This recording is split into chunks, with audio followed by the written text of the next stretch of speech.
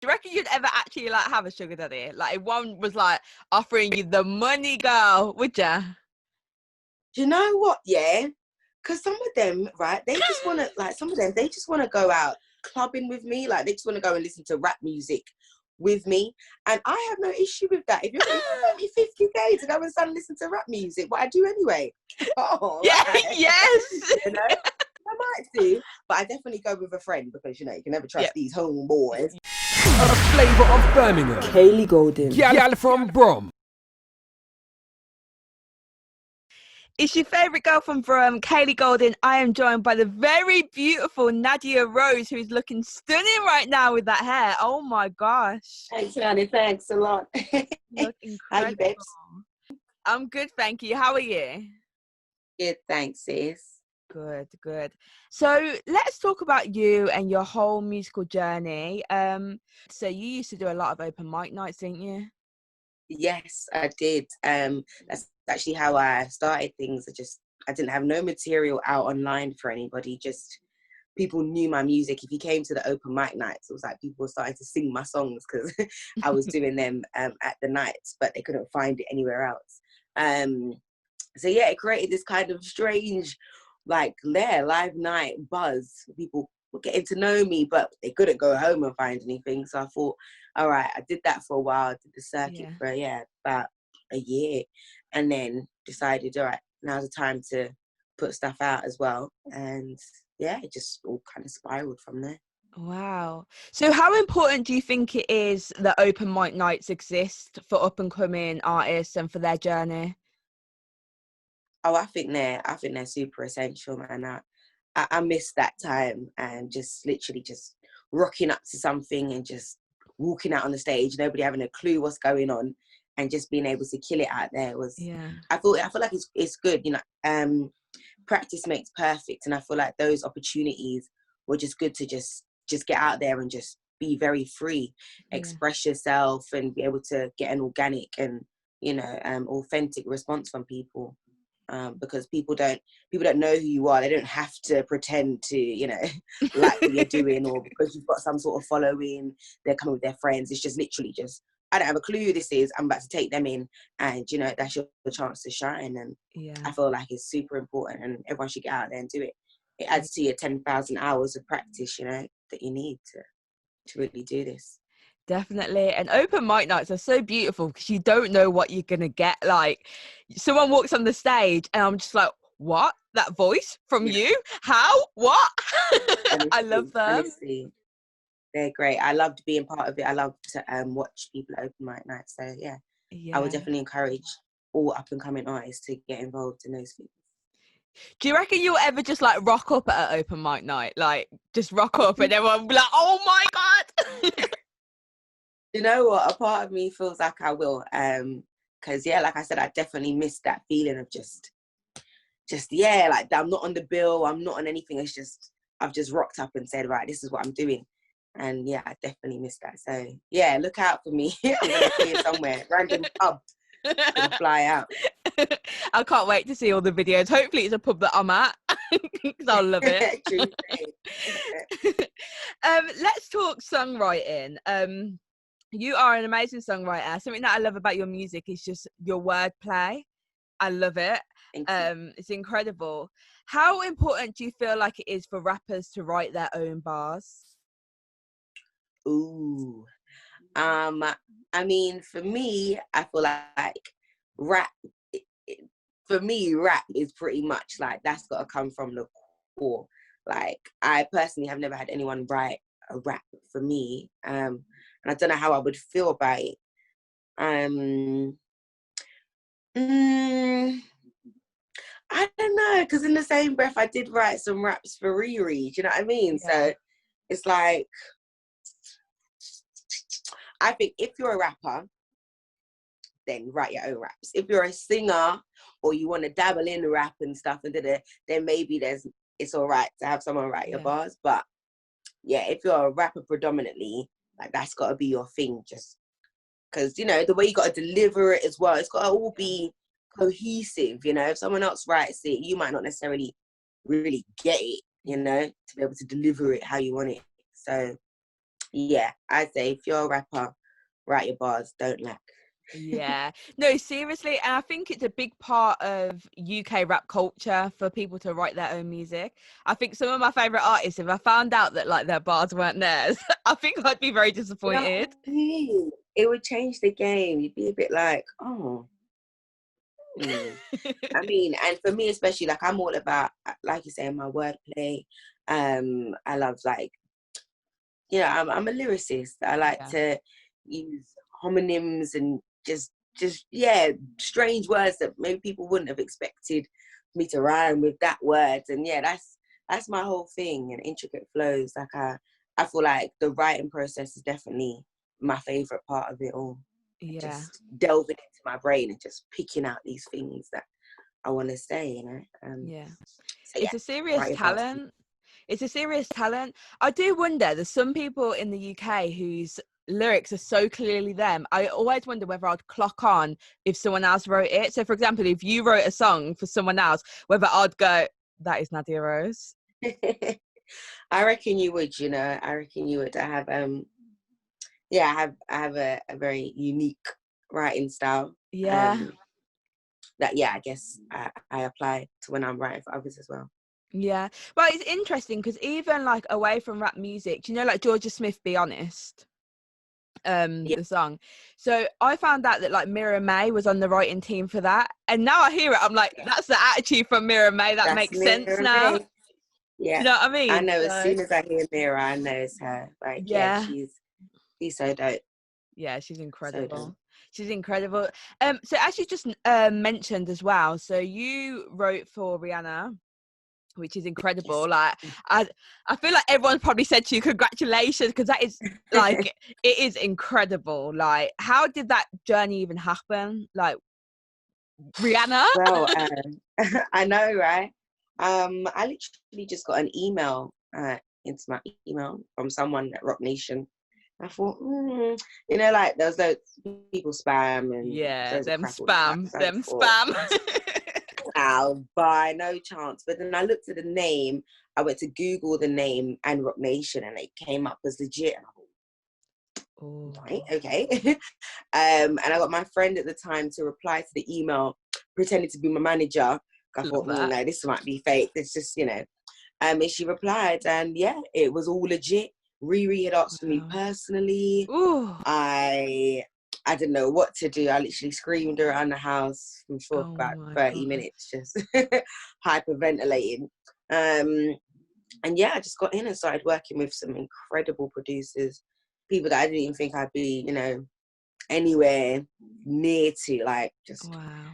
like, but we was actually creating together for an artist that I absolutely love and adore and I've grown up on, Yeah. heavily inspired by.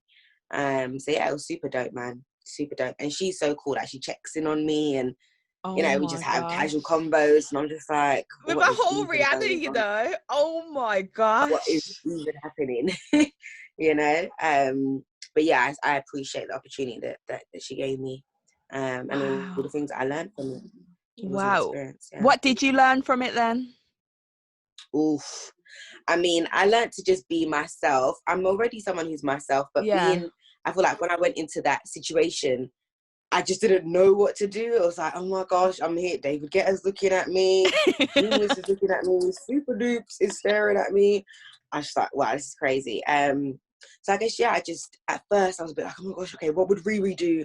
But then eventually I was just like, no, I'm here. Riri has asked for me as Nadia Rose Yeah. to come and have input on her album. So I'm just going to come and bring me. And that's exactly what I did. Totally came out my shell and just was free as hell. And that was great. I learned like so much producing techniques from the producers that I worked with, because I also produce. A lot of people don't know that about me. Ooh. But yeah, I learned a lot about that. I worked with so many other songwriters, so I learned different skills from them. Yeah, it was an experience that I'll never forget ever. Wow. So from that whole story, I have so many questions. So like the first one, it's interesting to hear you say that originally you weren't yourself, because something that I really think is amazing about you is that you are yourself.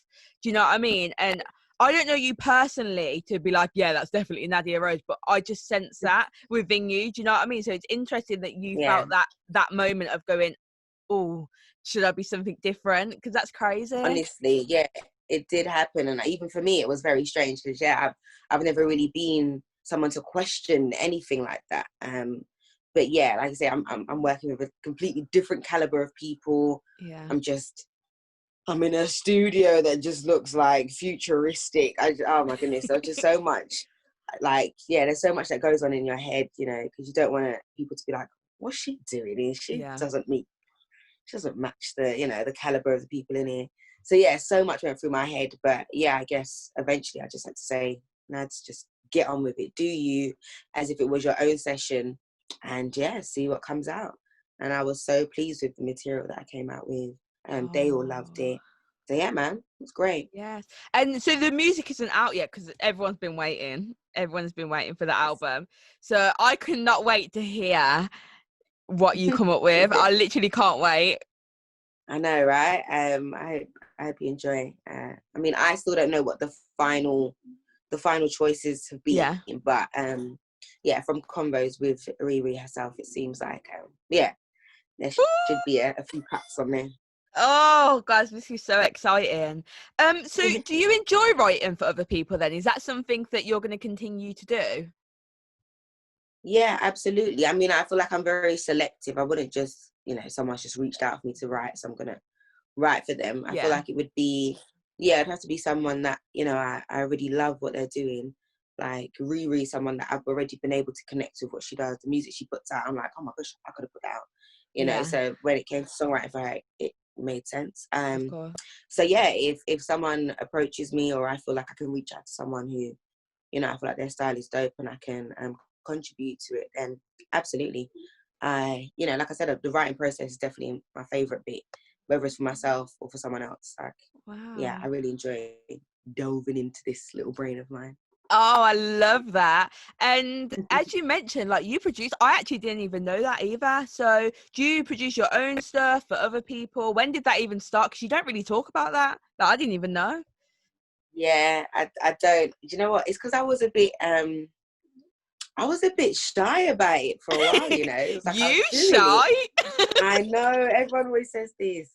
But yeah, when it came to production, for some reason, I don't know. I was like, oh my gosh, I'm actually doing this.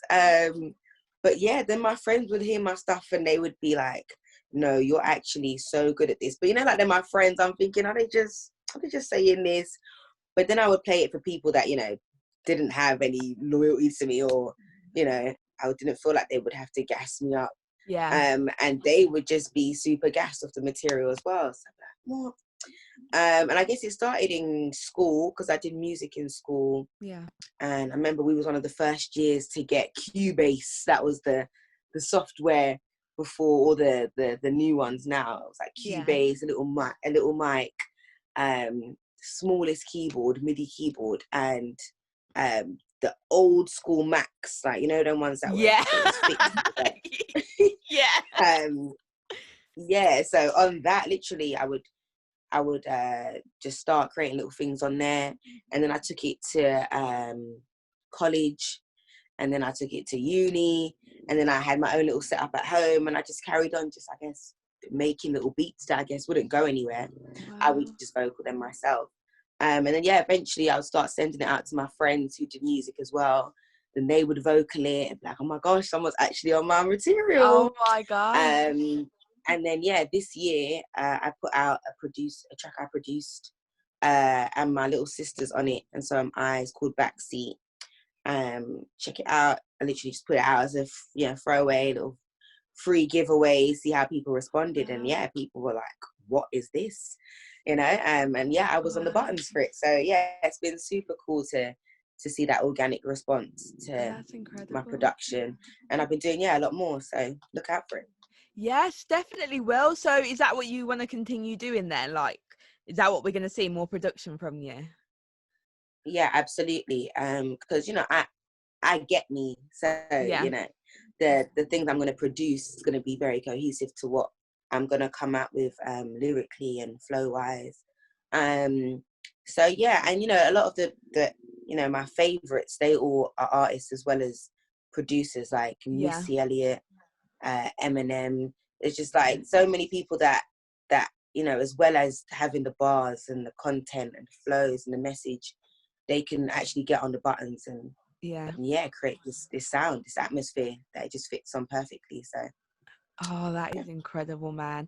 That is incredible. And I can't believe that you've been able to do this for all this time and you've kind of just like pushed it away. So, no, I know. That's mad. That's mad. And as you just said, so your little sister jumped on the track then? Yes, she did. She's doing her own thing right now. She's just released a dance electro track with a producer from Australia called Nina Las Vegas, and that track is doing incredible right now. It's on adverts, it's getting crazy radio play. So yeah, I'm super chuffed for her. And yeah, we've got that track and so many more on the way. Oh, I love that. I love that. Your family is musical, man. Gosh. It's in the family. It is in the blood, man. Serious. So, of course, the song that everyone like turned their head and was just like, oh my gosh, Nadia Rose. And kind of not just within like the Black community. I feel like Squad is the song that took you to the next level, that everyone was seeing you. Absolutely love that song. Favorite song of yours, of course, but I do love Big Woman as well. I do love Big Woman because that one gave me so much energy. That one gave me so much energy. Me too. But so you sat on Squad for 3 years. Now my problem with that is, are you now sitting on bangers that we're gonna have to wait another 3 years for? You know what? Yeah, I am. I do this, you know. I have a tendency to do this, but it's all like there's method to the madness. I just feel like when I wrote Squad, it just didn't feel like the right time for it to be out. I didn't feel like I had the resources for how I wanted to execute it. And yeah, it just, the time just, I wanted to just have a catalogue of music. Squad was the very first song I wrote. When I decided to do music, like professionally, not ever. Like obviously I'd made songs. Yeah, but when professional. Yeah, when I left my 9 to 5 and said, right, I'm doing music, Squad was the very first song that I wrote. And I just thought, you know what, this song feels like it could be a really special song. So I want to be sure that I have things to follow and things to build up to Squad with first. So yeah, that was the whole process, and for like, the execution went well. It was a decision that I haven't come to regret. So yeah, there will be a few things that I've got now that you won't hear for a very long time. Oh wow. And went well is an understatement. It went incredible. It went like off. It went off completely. And one thing that I love about you is that how much you empower other women and how much you respect and look after the team around you, which is really, really important. I don't feel like we see it enough. I think we hear it enough. We hear a lot of people saying, oh yeah, women empowerment, but their actions, their music, everything don't really reflect that. But I think that you actually do. Do you feel like other people do it enough? I mean, I feel like it does get done. But yeah, like you say, a lot of it sometimes seems like it's just chat, you know. You're just saying this, but yeah, then it's not actually reflecting in things you're doing. But you know, like with Big Woman, for example, that video, I just got women in the video, or not even women, just individuals, however they identify, women with an X, whatever. I just got just great people that I know empower me, and I knew that equally the song and the visual, being a part of it, would empower them. And yeah, there was a ton of them, like Grace Victory, she's amazing. Who else was there? There was Hanan. There was so many people that just, like you say, they match their actions with their words. So there's people out there, I'll tell you that, there is. But it definitely could be done a lot more. But I feel like as time is going on, you know, women are standing up, and, you screaming from the, from the rooftops, and encouraging and empowering and inspiring other women. So yeah, long live the empowerment. Definitely. And with that said, something else that's great about you is that you're I can't even say the word, unapologetically you. So when I say that again, like, you'll go out in your tracksuits, you don't care, you don't business, like, you don't have to be this overly sexualized woman, which sometimes I feel like there's quite a lot of pressure on women to be that person and be overly sexualized all the time. And yeah, joggers are in fashion now, but you was doing the whole tracksuit thing time ago. So how have you said from the beginning, like, no, this is me, take me or leave me, that is it? Where did that confidence come from? I mean, growing up, I was always quite tomboyish anyway. So like the tracksuit thing has just been a thing for me anyway. But I also, like you said, I didn't want there to be this thing where people watch or take me in for how I look. I wanted it to be about what, the material that I was putting out there. And yeah, like, I feel like as I've grown up, I'm growing up, and I have a body that I have no issue with showing. I'm confident in that sense, but I also, like you said, it's not something that I want to be the drive of what I do. It's like, this is what I do. Oh, she also has a cute shape. Yeah. Good stuff. Great. Bonus. We love to see it. But that's not my thing. Do you get it? I just want you to get to know me, and the rest, like I said, could be a bonus if that's how you want to see it. But the main focus should always be the material and the message that I'm putting out there. I love that. So yeah, it's been me.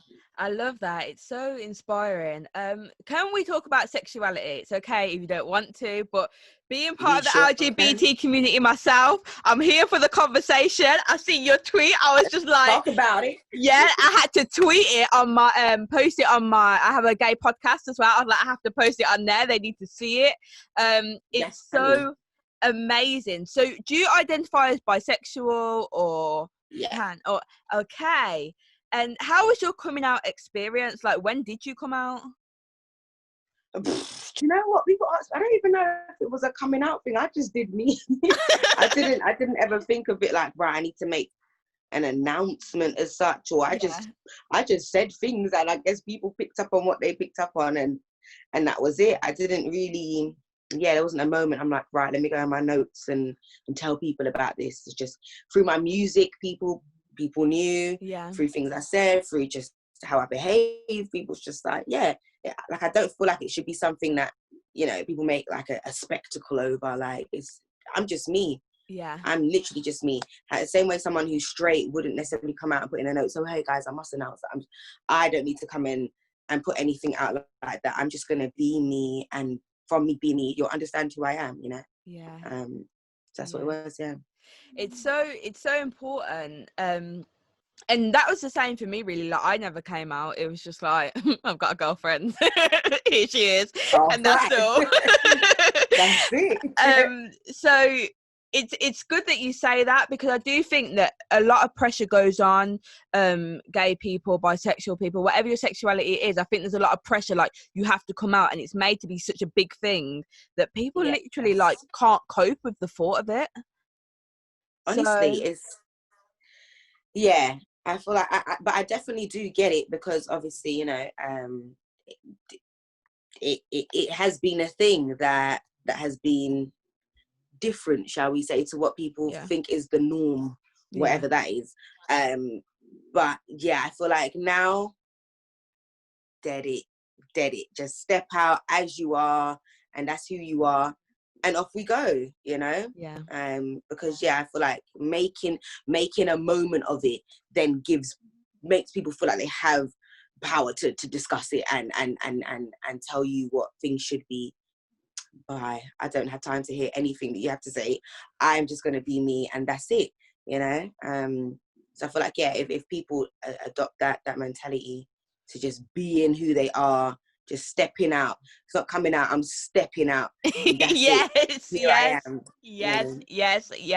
That is what I'm saying. That is exactly what I'm saying. And To be honest, like as you said, like you drop hints here and there in your music, and then for me, like Big Woman really confirmed it, because beforehand I remember seeing you perform and my best friend was like, oh, I fancy her, but does she like us? I was like, my gaydar is going off. My gaydar is going off. I think she does, but and then Big Woman came out, I was like, yep, this is confirmed. Yeah. There it was. Was you ever nervous to like write music making it clear about your sexuality? Do you know what? I wouldn't say nervous, but I definitely, when I was first, like back in, let's say 2012 or 2011, 2012, when I was first kind of thinking, yeah, I want to do this, and I was doing little things, there was managers approaching me and stuff. I feel like people were trying to advise me. Like, obviously they knew that I was bisexual, so they was advising me to, all right, do make it out as if you're straight, because you do like guys. Make it out as if you're straight, and the women thing is just for fun, you know, like I kissed the girl and I liked it kind of vibe. So I feel like at first there was a lot of that, and it was almost like, oh my gosh, a part of me was thinking, oh, is this the way to do it? Is it, you know, they're like, oh yeah, because there's a stigma around that stuff, and I feel like it almost did get to me where I thought maybe that's what I've got to do. But I just can't be fake. That's just not in my DNA, you know. Yeah. Because it isn't just a fun thing. I love women. Like, I have a woman right now. Do you know what I mean? Like, that's just who I am. So yeah, I wouldn't say nervous, but there definitely was a lot of, I would say, ill advice and people trying to infiltrate what I knew was right and what was me. Yeah, it's interesting that you say that, because I do think there is a lot of stigma towards bisexual women, that it is just for fun and it's not actual like serious relationships. That is a massive stigma, so I'm so glad that you brought that up and you covered that, because boy, that needs to change. Absolutely. It's like, oh yeah, it's so strange when people, or there's word out that I'm, you know, people think I've got a new love interest and it's a man. Like, oh, but I thought she was a lesbian. Then when they say, oh, but I thought she liked men, it's just like, what is going on? Why can I not just be fluid and enjoy who I enjoy and love who I love? And you know, it's there's definitely this strange thing with bisexuality, but I guess as we move and continue to push and change all these stigmas, then I guess we'll see the change. Definitely. So we need to just keep pushing for that, like equality for everyone, man. Let's talk about 2020 and your moves this year. I am so glad to see music from you. Oh my gosh. Yes, honey. Oh my gosh. So first of all, Sugar Zaddy. That song, that song, this is what I mean. I love how cheeky you are. That's what I love about you. You're just cheeky and it's just incredible. Very. Tell me the whole process behind making that song. Wow, Sugar Zaddy. Interesting. Do you know what? It started as an Instagram freestyle. Yes. I was doing a France tour, I think. France, yeah. Doing a France tour, and this 14-year-old producer sent me like a beat pack. There was like 50 beats in that whole. 14? Yes. 14 years of age. Wow. I know. And he just sent me this beat pack. So whilst I'm on my travels with the tour, I'm just going through the beats. I'm just like, what is going on? Telling my manager, I'm like, this guy is incredible, you know. And yeah, funnily enough, Rihanna was in France as well at the same time. And me and her are messaging, and I found the Sugar Zaddy beat literally at the same time me and her talking. And in the time that I was still in France, and it took me to get through, we took the Eurostar, and the time it took me to get through, you know, border control and whatever, Riri had boarded her jet and got back to London. And I was like, right, okay, thanks. Maybe I need me a Sugar Zaddy, because I gotta get on these jets and get to where I'm going, you know. And I guess there's just a few factors. I probably saw a nice, you know, silver fox at the Eurostar, and just a few things. I guess that's the way my brain works, you know. Just loads of different things that happen in the moments leading up to me writing. I guess factor into what comes out. And I'm also a hip hop girl, and I like to turn things on its head a bit. Yeah. And from what I've learned in hip hop, the men, it's all women, sex, rock and roll. It's Yeah. and they love to talk about what they can make women do for them or what women have done for them. Yeah. So yeah, this is just my kind of flip. Like, all right then. Yes. As a woman, I know that I have a lot of sugar daddy requests. Like, I get them going through the roof. Like, they're here, they're real. So yeah, this was just my little twist and take on it. And like I say, I'm cheeky as hell. I just had a lot of fun with it. That's all that is, a bit of fun. Yeah, it's so much fun. Do you reckon you'd ever actually like have a sugar daddy? Like if one was like offering you the money, girl, would ya? Do you know what? Yeah, because some of them, right? They just want to they just want to go out clubbing with me. Like they just want to go and listen to rap music with me, and I have no issue with that. If you pay me 50k to go and listen to rap music, what I do anyway. Oh, Yeah, right. yes. You know, I might do, but I definitely go with a friend because you can never trust these homeboys. You know. But yeah, I mean, I wouldn't rule it out. I wouldn't rule it out.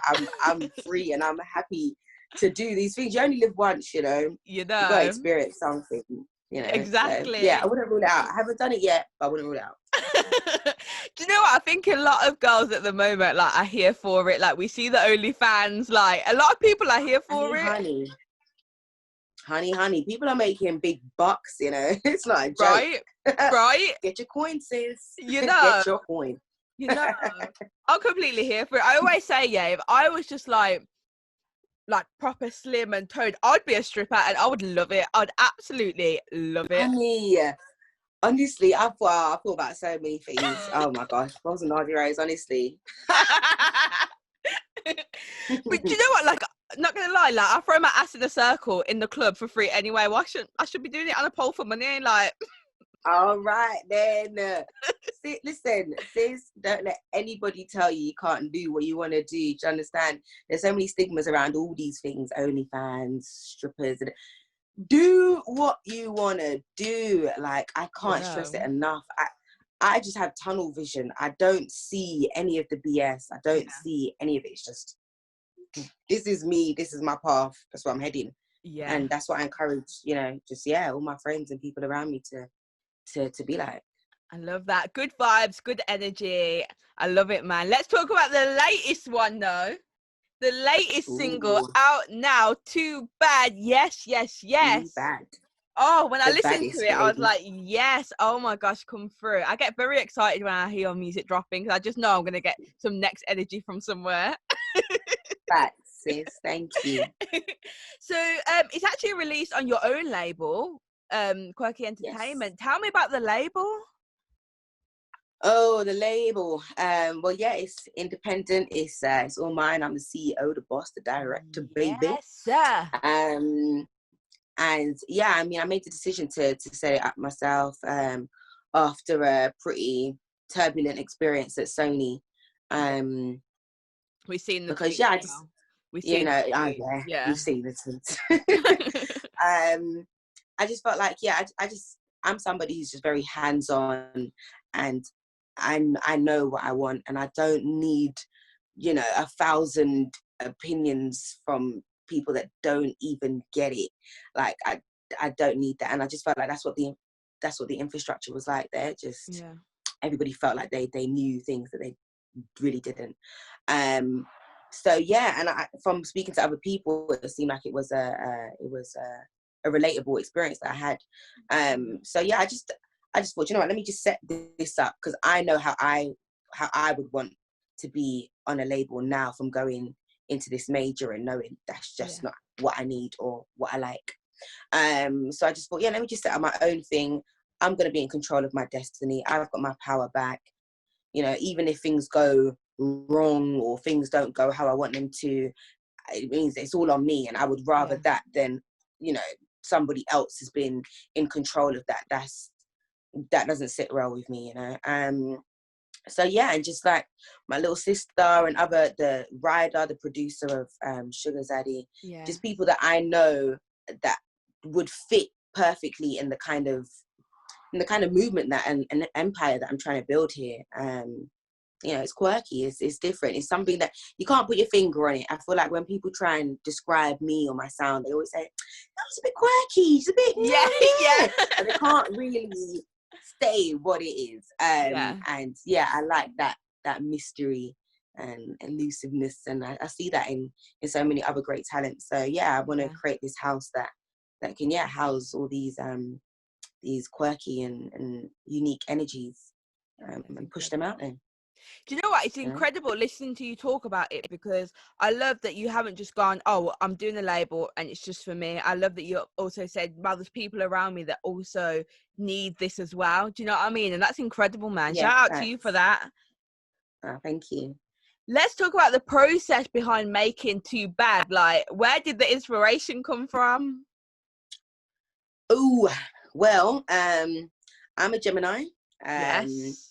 And, you know, again, with stigmas, there's the two-faced and whatever. Yeah.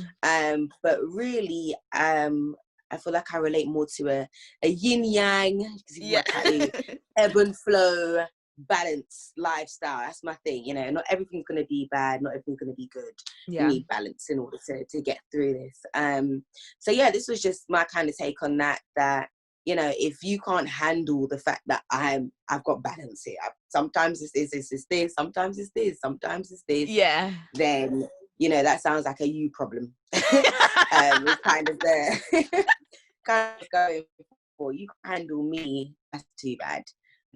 You get it. And it wasn't just in relation in relationship senses. That's all the managers that I've had that couldn't handle what I come with. Too bad. Sony couldn't handle what I come with. Too bad, you know. Just anything, that's what that's all about. It's just, you know, taking, you know, the feeling good about being you. That's what that is. I feel good about being too bad. I love that energy, man. I love it. I love it. You should only be yourself, and anyone that don't like it, bye. Too bad. I'm gonna start saying that now. Every time I'm in an argument, like with anyone, I'm just gonna be like, "You don't like it? Too bad." All right then. Energy. The rest of 2020, seriously. And where can everyone find the single? It's on all digital platforms, videos on YouTube. I've also just launched an app, which I was announcing today, actually. I'm telling you now. I've just launched an app. A lot of people are asking me to do OnlyFans, you know, but I thought, let me go a step ahead and make an app for Nadia Rose fans only. Wow. So yeah, you can find that on all the digital stores as well, App Store, Google Play, blah blah blah. There, just type in Nadia Rose, up, exclusive content, you know, the things that the others ain't gonna see. It's all for you, baby. So subscribe if you want that, or you can just download for free and get the general access. But yeah, the video, all my videos are there. Everything you can find there as well. I'm just like gobsmacked. Like, you've took this to the next level. You've created an app. An app, buddy. What? Oh my gosh, that is incredible. Wow, done. Thank you. Oh my gosh. Thank you. Like, I mean, I feel like I'm just thank you. I'm just trying to do things differently, you know. I guess, like I said, I was in that situation with Sony where I had all these great ideas, but they just never executed them or assisted me in executing them, or even allowed me to. So yeah, now that I'm just out here just doing my thing, you're gonna see just everything that I've always wanted to do, I will be doing. So that's included. Yes, this is so exciting. So you just type in Nadia Rose into App Store or whatever and it will come up. Pop up, that's it. Oh my god, what an absolute G. That is so sick. Oh my gosh. Everyone make sure you check out that. Also check out Too Bad as well. Big tune. Trust me, you'll need that energy for the rest of 2020. Before you leave me, of course, I can't have you on and not talk about Black Lives Matter movement. Like, we have to talk about it. It's an important discussion. If you had to give out one message to the world in regards to Black Lives Matter, what message would it be? One. I'm gonna try to compress this into one. But if you got more than one, feel free. Like, this is an open zone. I want you to say how you feel. My mouth's gonna be babbling. No, I mean, I feel like I feel like my top thing has been with the Black Lives Matter revelation, is that, or revolution, sorry, is that a lot of people feel like they need to tell me all lives matter when I say Black Lives Matter. And if that was the case, then we wouldn't be saying Black Lives Matter in the first place. Yeah. Do you get it? Like, if all lives really mattered, why would we be saying Black Lives Matter just alone? Like, that isn't the people that have been privileged suddenly now feel oppressed that I'm saying Black Lives Matter. That to me just doesn't make sense. I feel like the message here is, as well as us being aware that your life matters, white, Asian, whatever, everybody is aware that your life matters. We need awareness that our lives also matter, because for some reason it's not common knowledge. It hasn't been embedded into people, just like everything else has been embedded into them. It has to be a debate, it has to be a conversation whether a Black life matters or not. Like, to me, it's bizarre. But again, like you said, with the movements going on, we're honing in on that message that as well as your life mattering, Black Lives Matter. Yeah. Therefore, once that is understood, all lives will matter. Do you get it? Yeah. And yeah, that's I feel like that's my main message. So many more, but yeah, the main message is, when someone tells you Black Lives Matter, do not respond with all lives matter. Yeah. That isn't how we're going to build here at all. Yeah. And it's so true. Like, I think a lot of people have tried to come back with that, and there's now so many images and stuff, because I think people are trying to keep the conversation going and trying to educate people. So there are pictures out there, like, trying to explain why you can't say that. So if you are seeing someone saying that and you think, oh, I don't know how to explain it very well, I'm not articulate, seriously, send them the pictures and it will shut them down. Because as you said, like, it's stupid that people are even arguing with the fact that we're just saying Black Lives Matter. How can you argue with us wanting equality? Like, how can you think you have a valid argument there? How? Like, this is the confusing bit. Like, even what happened at the protest the other day, you're coming to fight against racism. Make it make a lick of sense. It doesn't. It makes no sense. But this is what I'm saying, Nadia, when I say I've been screenshotting people and emailing people's bosses saying, do you want this person to work for you? Yes, honey, that's the energy. That's what I've been on, I'm signing all the petitions, I'm donating, I'm drawing out people, because it has to be done. Otherwise, people are just going to think that it's okay and they can carry on that way. Exactly. No, you cannot. No, it definitely can't. It definitely can't. Thank you so much for speaking to me. I've really enjoyed talking to you. Likewise. Yeah, I love just how open you are. Thank you. What's the plans for you now? Right this second, or just what can we look out for? So of course you said more production, the app. Yes. Obviously I'm all about consistency, so I haven't just dropped these singles just to drop singles and go to sleep. These are singles in the lead up to an EP that I'll be dropping this summer. Very soon, in fact. And then, obviously we don't know what's happening with, the live shows, but I'll be doing some virtual concerts and some intimate shows over the rest of the year. And just building the empire. Should be signing 2 acts, like I said, Ryder, the producer, and my little sister Ty. And just quirky is going to get even quirkier. Yes. Yes, thank you again. Thank you. Appreciate it.